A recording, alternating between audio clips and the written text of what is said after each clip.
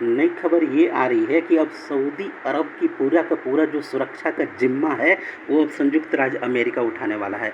America एक नई deal करने वाला है सऊदी अरब से, जिसमें ये कहा जा रहा है कि सऊदी अरब की पूरी सुरक्षा अब अमेरिका संयुक्त राज्य अमेरिका उठाएगा।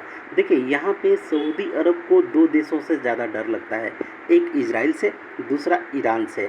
और सऊदी अरब की सेना कमज़ोर है और यहाँ के राजतंत्र जो सऊदी अरब का है वो भी डरते रहता है कहीं कोई तख्ता पलट ये सब ना हो जाए, तो इसलिए इसने मजबूत सेना कभी बनाई ही नहीं है।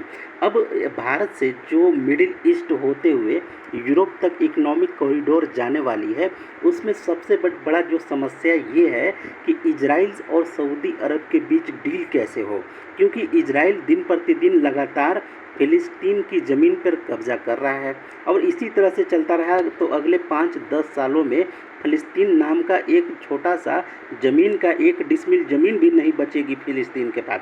तो ये बहुत बड़ी समस्या है सऊदी अरब इजराइल में के बीच दोस्ती होने में।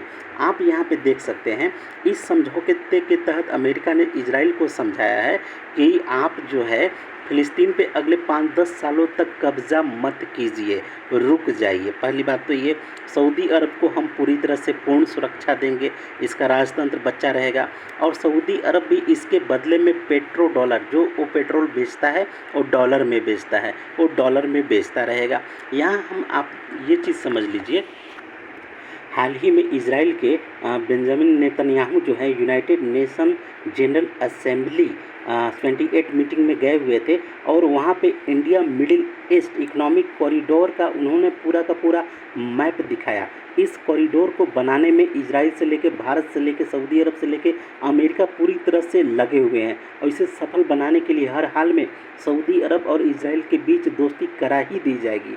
इजराइल भी ये चीज़ पे सहमत हो गया है कि हम फ़िलिस्तीन की ज़मीन पे कब्ज़ा नहीं करेंगे, कोई भी क्षेत्र कब्जाएंगे नहीं। और सऊदी अरब भी लगभग तैयार है कि ठीक है, अगर अमेरिकी सेना तो यहाँ पे तैनात है ही, ठीक ना, लेकिन अमेरिका पूरी तरह से अगर सऊदी की सुरक्षा करता है तो कहीं ना कहीं वो भी इस पे सहमत है। तो यह इकोनॉमिक कॉरिडोर बहुत ही ज़्यादा इम्पॉर्टेंट है।